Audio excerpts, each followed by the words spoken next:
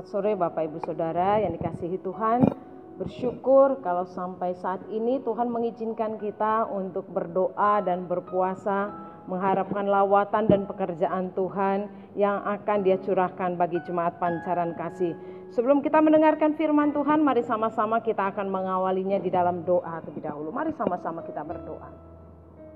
Bapa yang baik, Bapa yang kami kenal di dalam nama Tuhan kami Yesus Kristus. Sungguh hati kami meluap dengan ucapan syukur karena kami tahu lawatan Allah sungguh nyata bagi kehidupan kami. Lawatan Allah sungguh nyata bagi gereja kami. Dan saat ini kami membuka hati untuk Engkau berbicara kepada kami secara pribadi. Biarlah oleh kuat kuasa Roh Kudus-Mu kami dibuat mampu untuk memahami dan mengerti arti kebenaran firman Tuhan. Terima kasih Tuhan Yesus yang baik. Di dalam nama Tuhan Yesus kami berdoa dan mengucap syukur. Haleluya. Amin. Bapak Ibu Saudara, hari ini kita akan belajar dari satu kebenaran firman Tuhan yang saya ambil dari Efesus 2 ayat 10. Efesus 2 ayat 10 saya akan membacakannya. Karena kita ini buatan Allah, diciptakan untuk melakukan pekerjaan baik yang disiapkan Allah sebelumnya. Ia mau supaya kita hidup di dalamnya. Saya ulangi sekali lagi. Karena kita ini buatan Allah, diciptakan untuk melakukan pekerjaan baik yang disiapkan Allah sebelumnya. Ia mau supaya kita hidup di dalamnya. Ada beberapa kata yang akan saya tekankan dari ayat ini. Yang pertama adalah kata buatan Allah. Kemudian pekerjaan baik. Kemudian disiapkan sebelumnya. Lalu ia mau. Dan yang terakhir adalah hidup di dalamnya. Hidup di dalamnya. Salah satu alasan mengapa kita hidup adalah untuk melayani Tuhan. Kita tidak akan hidup biasa-biasa saja. Kita mau memberikan satu sumbangsi yang luar biasa ketika Tuhan mengizinkan kita masih hidup di dunia ini. Oleh karena itu judul sharing hari ini saya akan beri judul Hidup untuk Melayani dalam Tuntunan Roh Kudus. Hidup untuk melayani dalam tuntunan Roh Kudus. Ada banyak alasan bagi kita untuk mengisi kehidupan ini. Ada yang mengatakan tujuan hidupku adalah untuk mencari uang, kemudian menyenangkan keluarga, itu baik. Tetapi yang menjadi salah adalah ketika kita melakukannya dengan cara yang tidak benar. Ada juga yang mengatakan bahwa cita-cita saya adalah ingin menggapai prestasi, ingin menggapai kedudukan yang tinggi, itu baik. Tetapi akan menjadi salah kalau kita sikut kanan, sikut kiri, supaya kita menjadi nomor satu dalam pekerjaan kita. Tetapi yang Tuhan inginkan hari ini adalah tujuan hidup kita adalah melayani Allah. Ia mau kita melayani Dia. Tuhan membuat kita atau menciptakan kita. Seperti ayat tadi dikatakan, Ia menciptakan kita. Artinya Tuhan dengan sengaja melakukannya. Tidak ada satupun dari kita ini lahir tanpa seizin dari Tuhan. Itu berarti bahwa Allah berkarya di dalamnya. Allah mengizinkan kita hidup karena ada tujuan yang Dia ingin lakukan lewat hidup kita. Tujuan Allah menciptakan kita adalah melakukan pekerjaan baik. Melakukan pekerjaan baik. Salah satu pekerjaan baik itu tentunya adalah melayani Allah. Pelayanan apa? Pelayanan yang sudah disiapkan Allah sebelumnya. Jadi kita tidak perlu lagi membuat pelayanan yang membuat kita pusing. Tetapi sebenarnya kalau kita mau tahu, Allah sudah menyiapkan satu pelayanan untuk hidup kita. Dia mau kita ada di dalam pelayanan yang sudah Dia siapkan itu. Tuhan bahkan sebelum menciptakan kita sudah memberikan satu pekerjaan, satu pelayanan, satu pekerjaan baik yang harus kita kerjakan sebelumnya. Apakah pelayanan itu pilihan? Tentu tidak. Pelayanan itu adalah keharusan. Perhatikan dalam ayat yang tadi dikatakan di Efesus 2 tadi, Ia mau. Ia mau berarti satu perintah, satu kerinduan Tuhan, satu keinginan Tuhan yang Dia inginkan dari hidup kita. Karena itu mari sama-sama kita akan melayani. Ketika saya menyampaikan ini bukan berarti bahwa firman ini hanya bagi mereka yang belum melayani, tidak. Tetapi firman ini juga akan berlaku bagi kita yang sudah melayani. Sehingga kita tidak hanya cukup dengan satu pelayanan saja, tetapi ada banyak pelayanan dalam kehidupan ini yang bisa kita pakai. Kita ditempatkan di dunia ini untuk memberi sumbangsih. Kalau kita tidak memberi sumbangsih, itu artinya kita hanya menumpang hidup di bumi ini. Coba kita bayangkan seandainya ada satu orang yang tinggal di rumah kita, kemudian dia tidak memberikan sumbangsih apapun, dia tidak membantu dalam hal tenaga, dia tidak membantu dalam hal pikiran, dia tidak membantu dalam hal dana. Sehari 2 hari mungkin kita betah dengan dia, tetapi sampai berminggu-minggu lama-lama yang mempunyai rumah, kita sendiri merasa menjadi terganggu dengan sikap orang itu.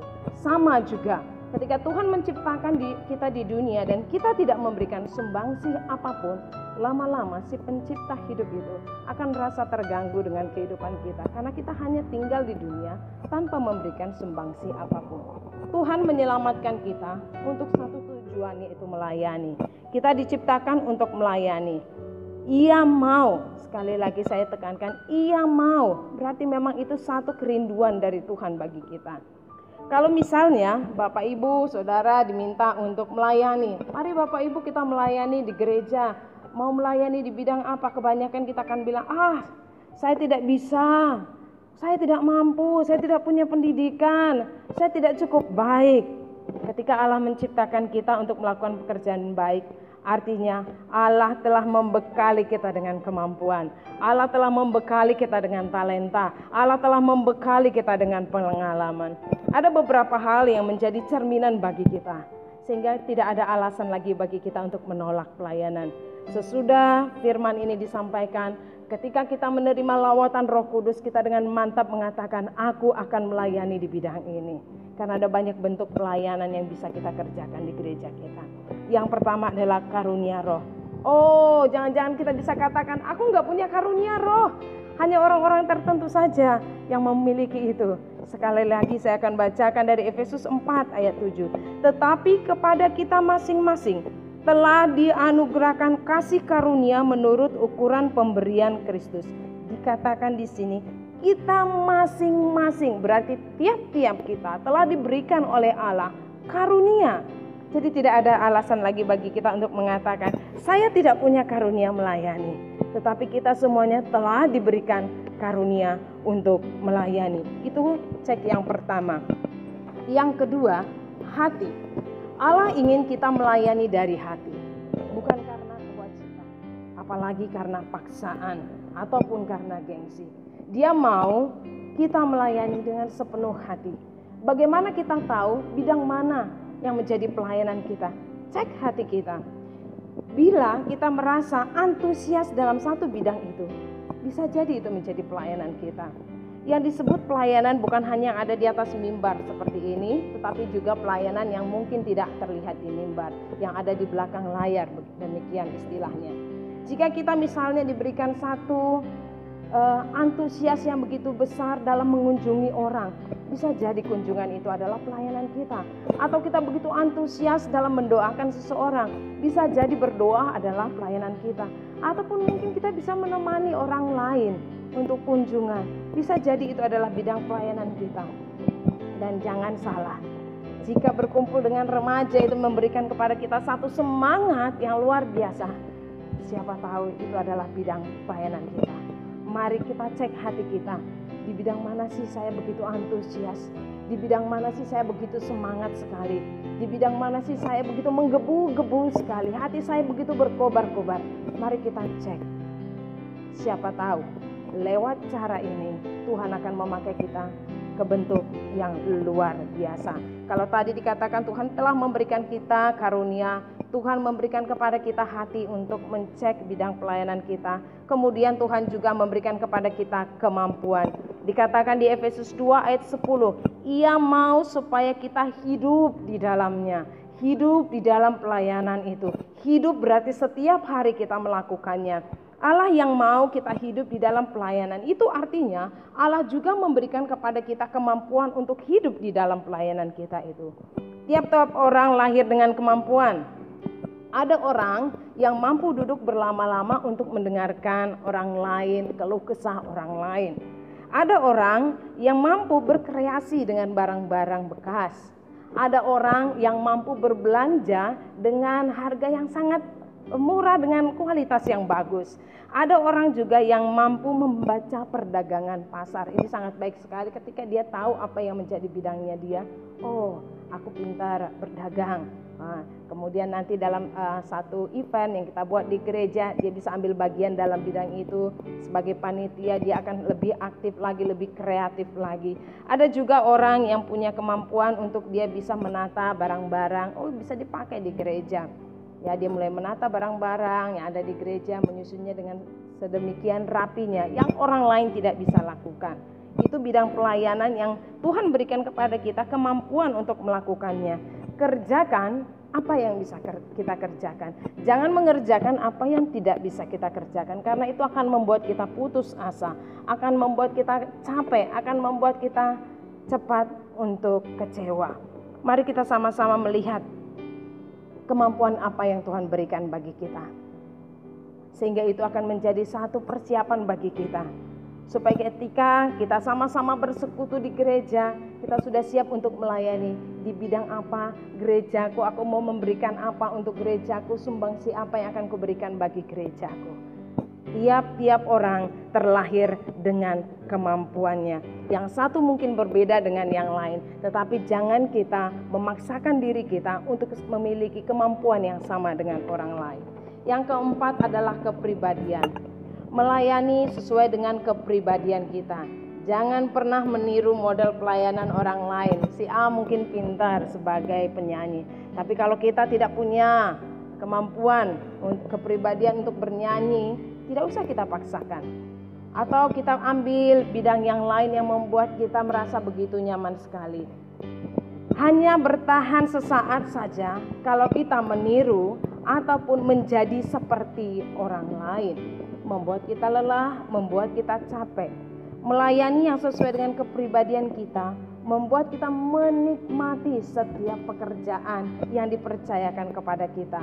Masalah boleh datang, tetapi ketika kita menikmatinya, kita tidak melihat bahwa masalah itu sebagai satu tantangan yang membuat kita terhalang, tetapi sebagai satu tantangan yang harus kita lalui untuk kita maju lebih baik lagi. Dan ajukan pertanyaan ini kepada kita ketika kita mau melihat kepribadian apa sih dalam hidup saya yang bisa saya berikan untuk melayani. Apakah yang paling senang untuk saya lakukan? Apakah kita senang untuk mungkin kita membagikan kata-kata yang membangun lewat HP? Apakah yang lebih senang untuk kita kerjakan? Apakah kita misalnya bekerja secara individu itu lebih nyaman atau secara tim? Mari kita lihat diri kita. Kemudian apakah tipe saya itu tipe pemikir atau tipe perasa? Dengan kita melihat kepribadian yang ada dalam diri kita, maka kita akan belajar menempatkan di bidang mana pelayanan yang membuat kita begitu sejahtera. Dari saat ini, mari kita doakan. Mari kita doakan, putuskan pelayanan yang sesuai dengan karunia yang Tuhan berikan.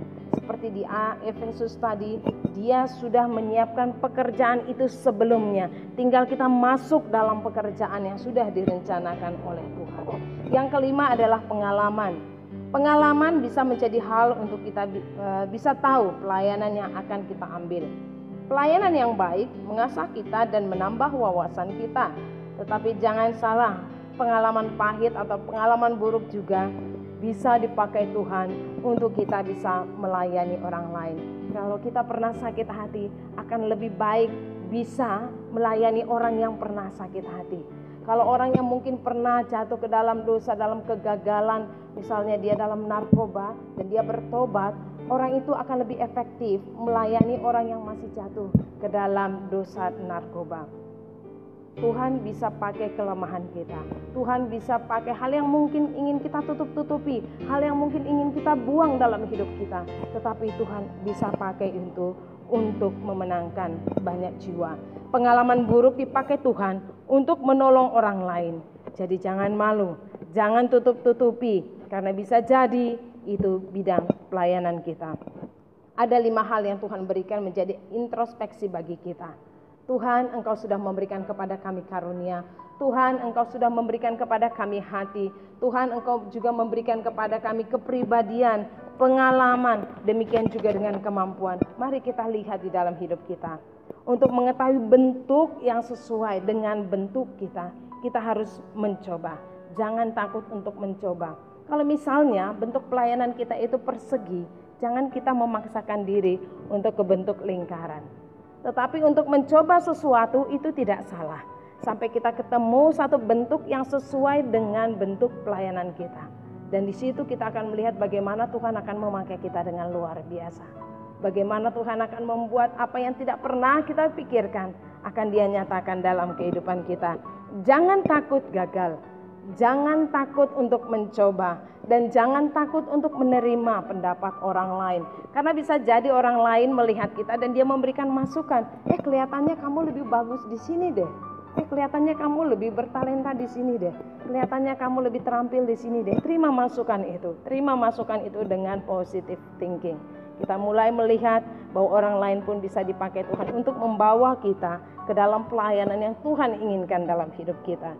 Jika kita tidak memakai pengetahuan, keterampilan atau pengalaman yang Allah telah berikan, maka pengetahuan kita akan hilang, keterampilan kita akan pudar, dan pengalaman kita akan lenyap.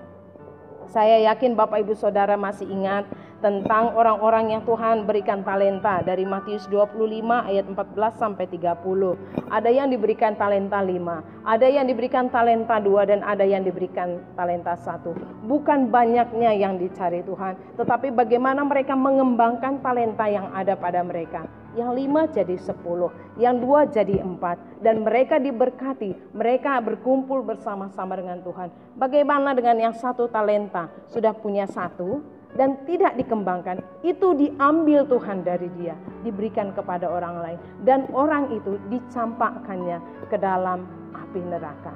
Jangan sampai keterampilan, pengalaman, hati, kemampuan yang kita punya, yang sudah diberikan Tuhan kepada kita, diambil oleh Tuhan, dan kita tidak bisa menikmati berkat-berkat bersama dengan Dia di surga nantinya. Tidak ada alasan bagi kita untuk mengatakan lagi, aku tidak bisa melayani, aku tidak siap melayani. Inilah waktunya di mana kita banyak tinggal di rumah, kita mulai banyak berdoa.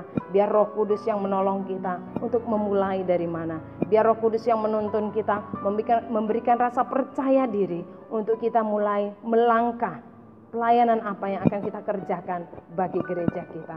Tuhan tidak mencari orang yang sempurna. Tuhan tidak mencari orang yang mahir. Tuhan tidak mencari orang yang sudah sungguh-sungguh mampu dalam segala hal.